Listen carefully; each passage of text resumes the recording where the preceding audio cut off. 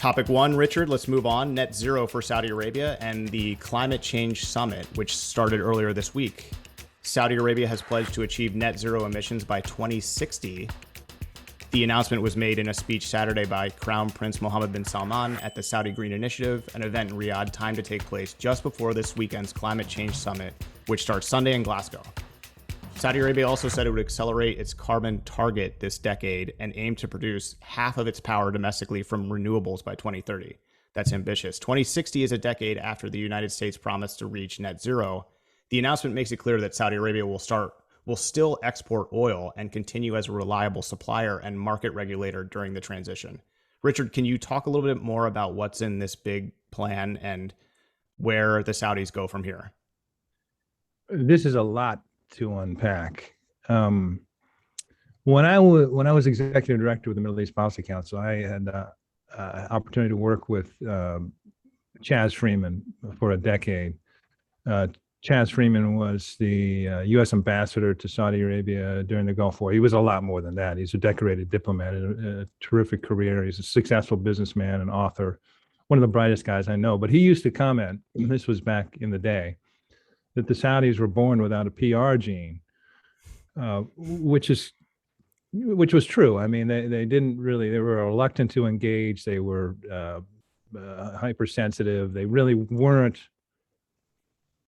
set up to deal with the rough and tumble of Western media at all. So that was accurate at the time. They've developed a PR gene, and we see it in so many things that they do. It's a large production that hits all markets, and they actually some people, critics in particular, who say, Saudi Arabia and others, but Saudi Arabia sometimes mistakes PR for policy. So what you have here is, critics saying, well, this is just PR. And other people saying this is useful policy. The critics will note, like you say, that they intend to continue to produce and export fossil fuels. They point to the government. So they cut emissions from operations. So Saudi Aramco, part of this was Saudi Aramco also announced that they would cut emissions to net zero by 2050, as the country of Saudi Arabia is shooting for 2060. Russia also is shooting for 2060. But so they criticize the Saudi Aramco plan because it's just, only applies, there's scopes. Scope 1 is production, scope 2 is processing, scope 3 is consumption. So Saudi Arabia is criticized here. Well, the issue is consumption, and that's not necessarily fair in the sense that the UN, the Convention Framework on Climate Change, what they're asking for is countries to submit plans for their domestic use. So Saudi Arabia is not responsible for others' demand. Now, you can say, from a climate change perspective, we have to hit targets, and the Saudis are saying, okay. We understand that you're trying to put us out of business, and we understand that inevitably we would put out of business in terms of fossil fuels, but it's not incumbent upon us to just close up shop right now. And one of the things we're seeing in the run-up to COP26, we discussed this in our last podcast last week, is that both Saudi Arabia and Russia are becoming a little proactive on the PR, on the public relations, but also just in messaging, saying, look, we'd like you to consider two things. One, let's maybe reassess the pace you're trying to achieve in getting rid of fossil fuels, and is it smart to immediately, as the IEA suggested, slash any kind of investment in fossil fuel exploration and production. And two is to be open to other means to mitigate carbon emissions. And this is a big part of what the Saudis and the Russians are saying. That runs into a lot of other issues. Again, they have their critics. We know Saudi Arabia has their critics. That's the PR side. So the Saudis, the PR is good from the Saudi side in the sense that they are seen as being constructive and cooperative and having a plan going forward.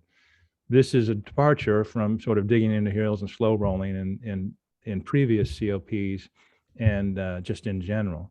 So that's good PR. I mean, I think Saudi Arabia recognizes they need to be a player here. On the policy side, there's a lot of positive in here, and so if you're taking the UN mandate that you come with a plan to deal with your domestic emissions, Saudi Arabia needs to address this.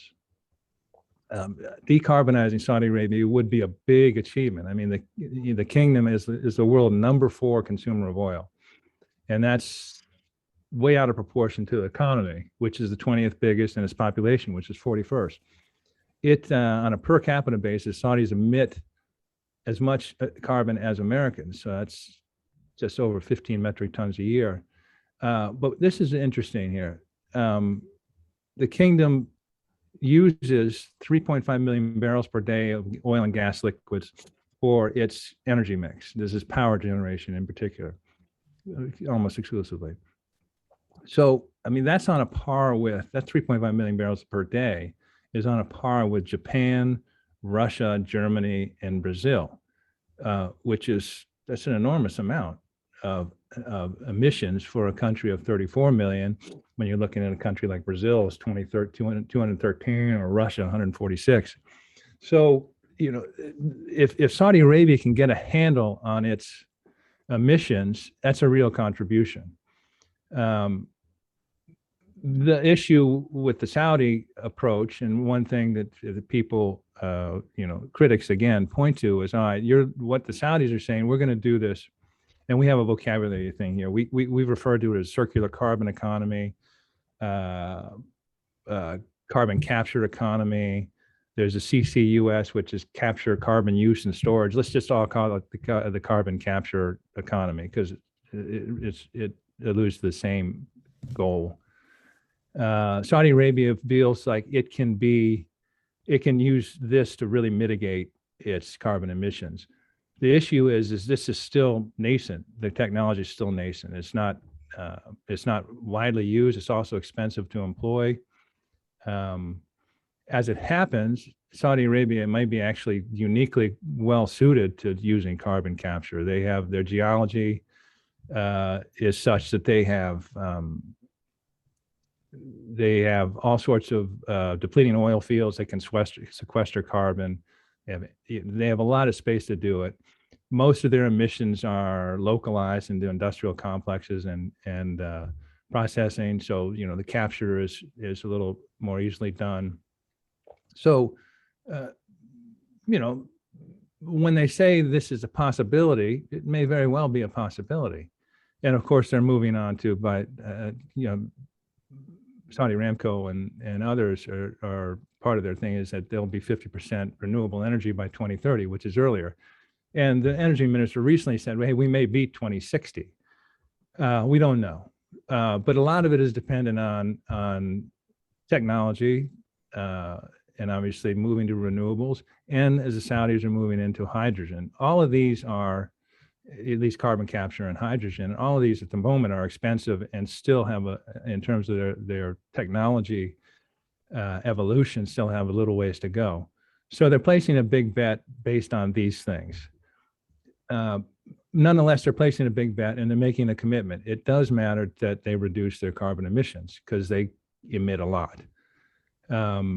It may be that this could be a real opportunity. I mean, Saudi Arabia is one of the things that discussed at the FII that's ongoing. Green tech is a big area of focus, and perhaps in pursuit of this, we see some real strides in green tech in terms of carbon capture and hydrogen and other things. So I guess the point is inevitably people are going to be unhappy with Saudi, and they're going to dismiss it as PR. But on the policy side, it's good to see Saudi Arabia making a commitment, sharing a plan as technology-based and reliant as it is, and becoming a player. So these are all positives. But again, Nobody's going to be happy with this. Not everybody's not going to be happy with this, and Saudi Arabia will continue to have to be seen as a constructive player and continue to have to make real efforts to achieve the goals they've set out for themselves. So, like I said, it's a lot to unpack, and that's just a little bit of it. But it's an interesting thing, and I think it's a timely announcement running into the COP26. You know, a lot of good things here, a lot of questionable things here. We'll see how it unfolds. I think it's really smart of you to put it in two different sort of columns. One is the public relations, the PR column, and the other is the actual policy column. I mean, there's no way that they could have announced a date of 2022 saying that they would basically just shut off all oil production. I mean, if you want to really make people mad, that would be one way to do it. But I think the PR angle here is really interesting. I mean, MBS in the announcement actually positioned this issue as this isn't something that we are going to dread doing. This is, and these are his words, an economic opportunity for our citizens in the private sector. I think MBS is saying this is a chance to tackle this issue head on and set goals and cooperate with the world on the global stage. I mean, the event itself was positioned right before the UN climate change conference. So it's, I mean, just in that is saying we're getting ahead of this now. I mean, alternate realities of this are Saudi Arabia continues to deny climate change at all, or says they will do absolutely nothing because they are an oil exporter and that's just the way the world works. But it's just interesting, like the PR here is Saudi Arabia isn't looking back anymore. They're looking forward and saying climate change is a real threat. We're ready to do our part. I think I think environmentalists are disappointed in the year 2060, and they may be right that we don't have a lot of time and we need to move quickly, but everybody knows that changing how the world gets its energy, and how it produces energy and consumes energy, that takes a long time to change. It's just not a snap of the finger thing.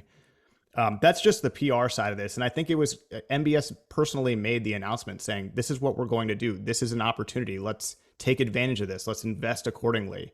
And on the policy side, you know, it's a huge investment from Saudi Arabia. They're saying $187 billion just this decade. That's 700 billion riyals. That's a lot of money. So there's two things here, and we haven't even fully unpacked it, but it's just, I thought it was striking that they're sort of changing their own narrative on this. Not that they had one before, but they're sort of saying, hey, like we're ready to join the global community on this and solve this problem and contribute from our side to a resolution.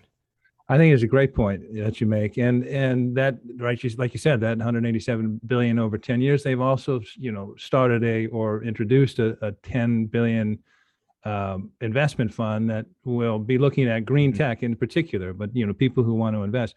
So you're exactly right, and Saudi Arabia has been doing this very well of late. Is all right. This is an opportunity, and everything about the 2030 in the terms of diversification is not been couched as an onerous burden, but a chance to move to the next economy, which is the right way to do it. So I think you hit it on the head there. As I said, we could look up in 8-12 years, and all of a sudden Saudi Arabia is a hotbed of green tech. You know, that they've mastered real carbon capture techniques that are useful and actually mitigate significantly. Now, I would add, one of the things, it's a big hill to climb. At the moment, I was looking at this, in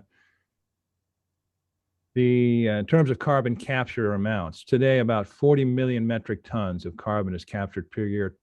To reach climate goals, deployment must reach 5.6 gigatons.